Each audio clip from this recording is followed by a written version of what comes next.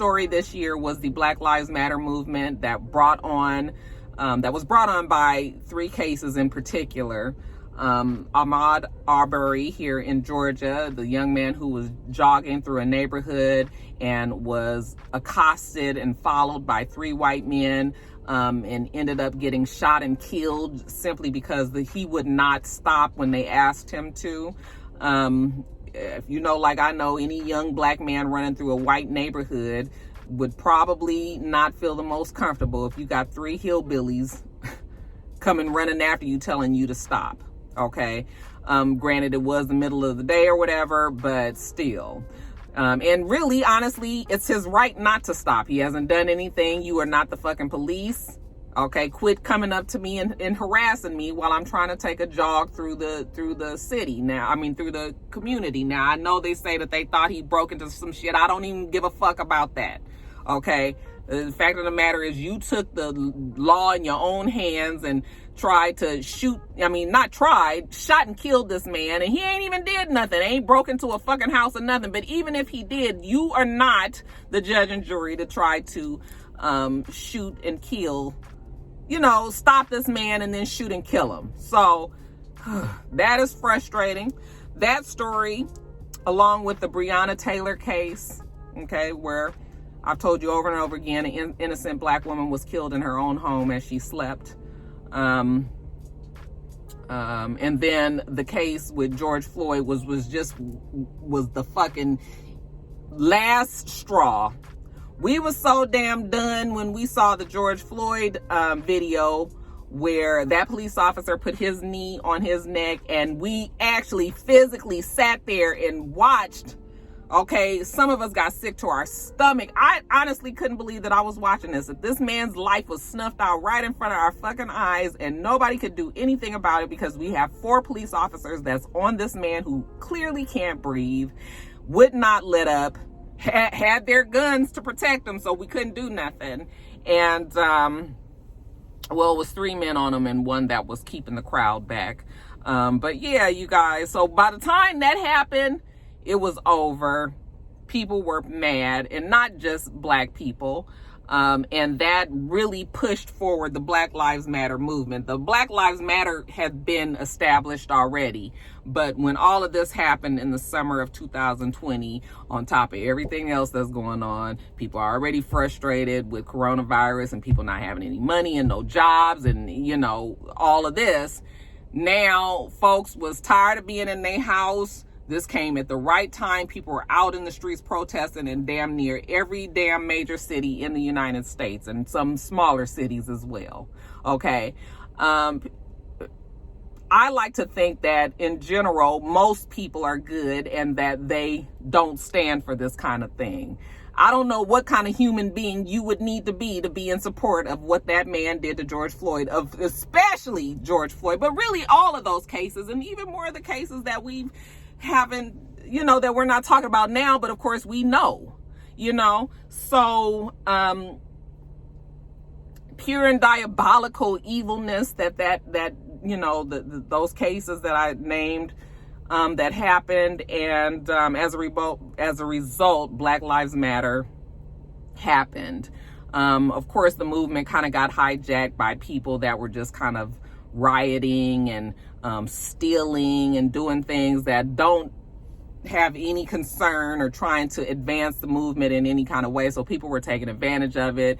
Wasn't even black people. I mean, we have plenty of cases where it was proven that it was white people that were actually dressed in, garb to cover their identity, but that was making it worse so that it would look like it was black people. And, they were calling us monsters and, calling there's people out there legitimately protesting. And then there's other people out there that's just taking advantage. Okay. And so that kind of, even though that tried to put the blemish on Black Lives Matter, I still say that Black Lives Matter was a huge movement, and started a lot of conversations and a lot of uncomfortable conversations about the state of the plight of the black people, what we have been going through, for years and years and years. And for whatever reason, I guess y'all ain't want to hear us. You didn't want to listen. You saw it on video. And it kind of spurred something in people. And I think Black Lives Matter also has continued to press forward. And now when we talk about the elections and how some of these states flipped, especially with Georgia, what happened here in Georgia, which has always been a Republican state, there has been some good that has come with Black Lives. There's been a lot of good that's come with Black Lives Matter. And I'm going to say it till I die. Of course, Black Lives Matter. Of course, Black Lives Matter. This is Black Lives here. Okay? We matter. So if you don't like Black Lives Matter, then I don't know what to tell you. You're on the wrong channel. you ain't in the right place, because I've been telling you guys Black Lives Matter for years. Okay? When it first started. And it's the same damn thing, just a different day. So, yeah, Black Lives Matter, huge story of 2020. Another huge story, which seems trivial now, considering, but the Duke and Duchess of Sussex, Meg and Harry, they stepped down from their royal titles, much to the chagrin of the Queen, who felt embarrassed and betrayed by the couple, who decided to leave and actually move over to the United States and live somewhere comfortably up in the Malibu Hills, I believe, in California. It wasn't a good look for the royal family. They say that Harry's decision to do this has caused some, a bridge between his relationship with his grandmother, with his father, with his brother, and people were upset that he would choose his wife, who is a biracial woman, over the royal family. Okay, but Harry, I believe, looked at what his mother went through. They always said that Harry was the most affected child, him being the youngest. But I think that what he saw with what his mother went through, he refused to put himself and his wife and his family through any of that. We know the paparazzi is still all over the family over there, and he refused to put his family through that.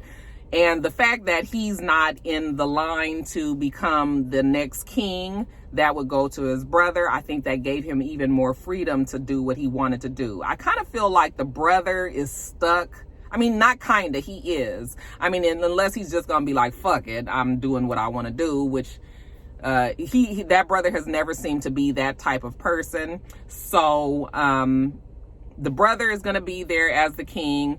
Harry and Meg was like, we outie. That was a big story, because people felt like she was the one that forced his hand to move. I don't think that that's the case. I think he made a conscious decision that that's what he wanted to do. I'm sure it is an adjustment, because living overseas in the royal family is nothing like just living in Malibu canyons with your wife and child. You know, I'm sure it's security and everything around, but there's a huge difference there. You guys remember that when they did step down, the Queen was like, okay, well, you guys can go, but you ain't getting no more money from the royal family. That means we ain't paying for security or any of that. His father ended up paying for the security to keep them, you know, to detail and make sure that the family is safe. But yeah, they gave all of that up, all of the protection of the royal family, all of the money that came with the royal family, and they are making a go of things on their own here in the United States, and have some things, I believe, planned out. COVID probably put a halt on some of the things they did have planned, but I believe they will be moving forward with their plans. I'm not sure if she's going to go back to acting. The family probably will be more involved in philanthropic and, you know, charitable giving and things like that, because that is also what his mother was very passionate about.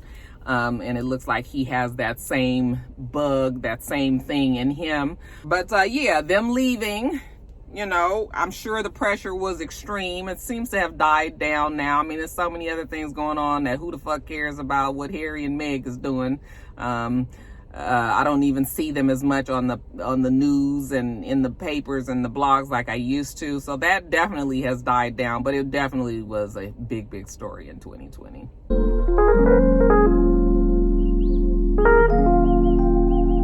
Another big story of 2020. This doesn't even seem like it happened in 2020. 2020 has been so damn long. But the Harvey Weinstein verdict came about.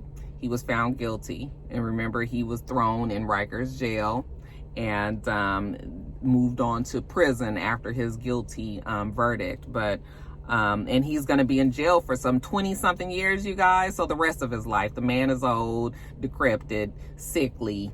They say that his health has gotten increasingly worse since he's been in jail, which I'm sure it is, because this was a man of extreme privilege and money and opportunity, and now he is in some prison.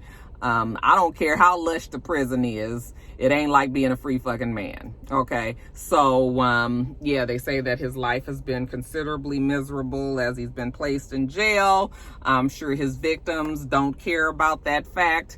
Yeah, that was a big story. When they came down with that verdict, I was surprised. I was really expecting the system to kind of work and protect this white man the way it has in the past, and that if he was found, you know, he had already been found guilty, but whatever he was sentenced to, I thought it was going to be like a slap on the wrist. I thought we was about to come up with some 3 to 5 years or something like that. But when they said what they said, which I don't know, you guys, but it was something like 20 years or something. Child, whatever it was, I was like, well, damn. Okay, so I think they made an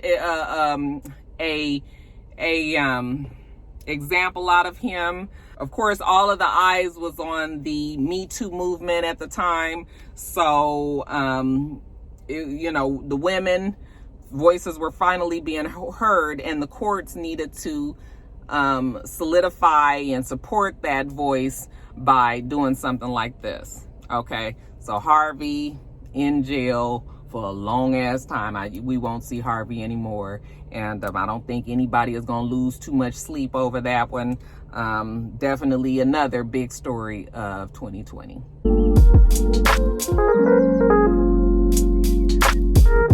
Another big story, you guys, was the NBA in the bubble. That was a big story, you guys, because up until then, no other sports, nobody in the sports world was trying to figure out what they could do to continue on their seasons. Now, when COVID hit, we was in the middle of the basketball season, okay? And, of course, we couldn't gather everybody together, so that put a halt on that. The NBA is a huge moneymaker, okay? So, like all of the other sports here in the United States. So, when you can't make your money, these owners and these organizations are like, what the fuck are we going to do? Well, the NBA got together and they decided that they would play their rest of their season in a bubble up at Epcot Center, or down in Epcot Center in Florida.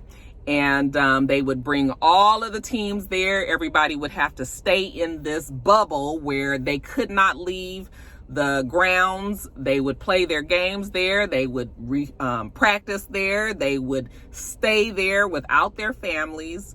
And they would, you know, it was like a AAU game for you know, like an AAU tournament basically for the rest of the months that it took to finally finish out the season. And at first I was concerned about it. I didn't know how they were going to be able to do this, how these men were going, but they decided, you know, once LeBron James said, yes, that's what we need to do, then everybody else was like, okay, yes, that's what we need to do. That's what we need. But they were definitely successful in pulling off that NBA bubble. And in retrospect, when you hear people talk about it, most of the players will tell you that the bubble was actually a good thing, that they were able to not be distracted. They'd play their games, they'd go to their rooms, they'd eat their food, they'd recover quickly because they're not out and about traveling in planes and, you know, maybe going out and hanging out with people or, you know, clubbing or whatever. They weren't able to do any of this. All it was basketball game. Go back to your hotel room, go to sleep, go to rehearsal. Everything is basketball, basketball, basketball, basketball, basketball. Okay. And so they were able to focus more. All of the outside noise was turned off and they were able to play some great games. And then we know that y'all know West Coast is the best coast. I don't know why I have to keep telling you. The Los Angeles Lakers who have had a tough ass time, you know, not being in the playoffs, not winning championships. When that is a championship team, we are used to winning in Los Angeles. And when the Lakers weren't winning anymore, then child, we was losing hope, because the Dodgers never won, even though they did win. So shout out to them, you know, World Series this year. But the Dodgers weren't winning. The Lakers wasn't winning. That we ain't had no fucking football team. You know, it was all this shit going on over the years and years and years. And so finally, when it looked like LeBron was coming over and they were able to get a good team over there, and then we won. I don't want to hear nothing about y'all saying, oh, they won because Kobe died. That doesn't even make fucking sense, but okay.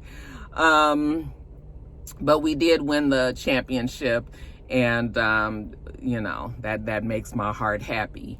But yeah, the NBA definitely pulled together and made sure that the season did finish up. Some of the other sports teams and the sports agencies, you know, NFL, they continue to be, you know, have problems with their players getting sick. And baseball, I mean, it's going to be inevitable. Even the NBA, now that they're not in the bubble anymore and they're just playing regular games, we're going to see more and more of the NBA players that are getting sick as well.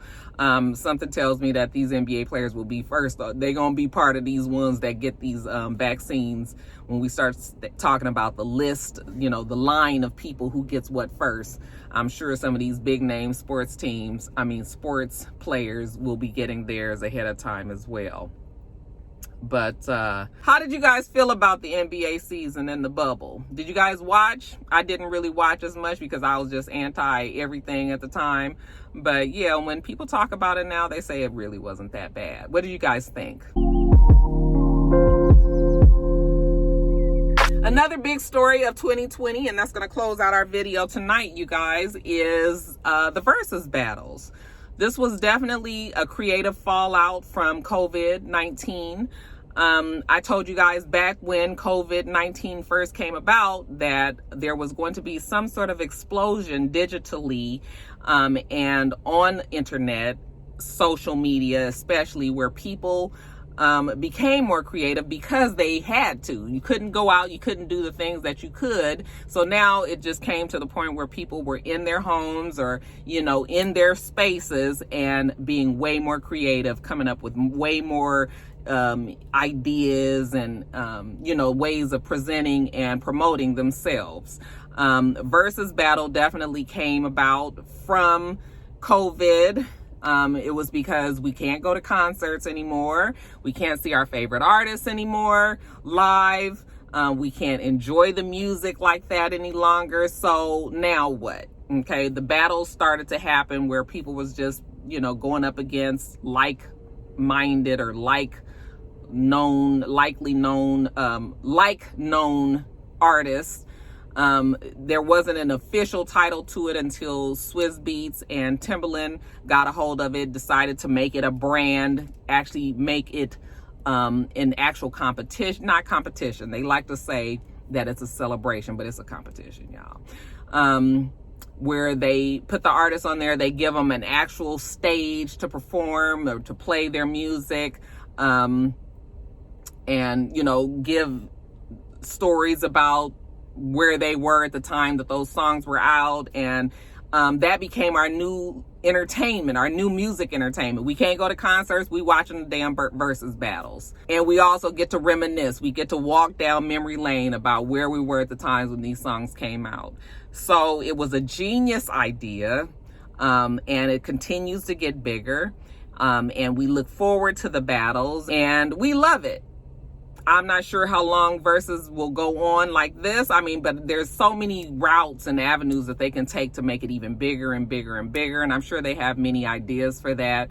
Yeah, VERZUZ battle was a big deal on, you know, in 2020. But like I said, creatively, so many people, so many good things happen for people just from social media. TikTok blew up. I mean, it was probably going to blow up anyway, but it probably happened faster for TikTok because of the fact that everybody was at home. I mean, we saw people, DJs, promoting themselves and playing their music on social media, and the Instagram Live just taking on a whole new chapter with people just really promoting and doing a lot of things that they probably wouldn't have even had time to be doing had COVID not happened.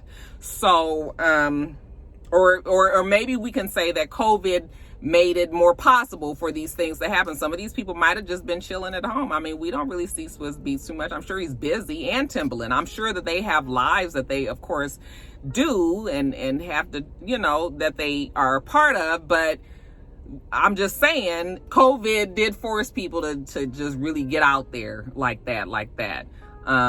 Some things, social media and entertainment didn't work. That Quibi network that they tried to start up on your cell phones, the network, they invested all that money in it, and then that fell through because they only had it open to your phones, and people were just like, would, you know, want to be able to watch it somewhere else, and it was just strictly relegated to the phone, so that failed. And there's been other failures and all, but I just will say that 2020 has forced people to come out of their comfort zone and do many more things that they wouldn't have done had they not been forced to, because they're bored at home. So yeah, you guys, I mean, that was all the stories that I could think of. I mean, there's a lot more. It was a lot more that happened this year.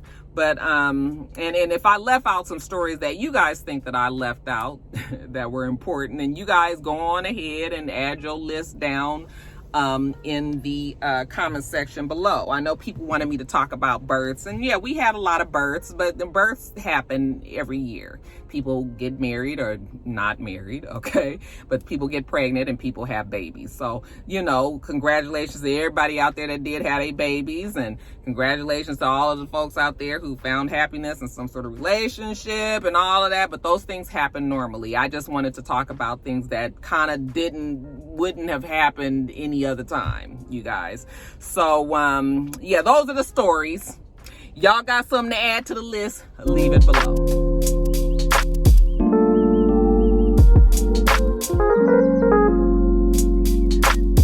Guys, that is it. Let me get off of here. About to go vote, get these edited, and up to you guys. Okay, make sure that you rate, comment, and subscribe to the channel. It's Rox. The channel is for It's Rox, and everything else I do will be in the bottom bar. The channel is not for It's Rox. It's just It's Rox. Okay. But anyway, I hope you have a wonderful, wonderful rest of your day, and I plan on doing the same, Roxstars. Until next time, goodbye.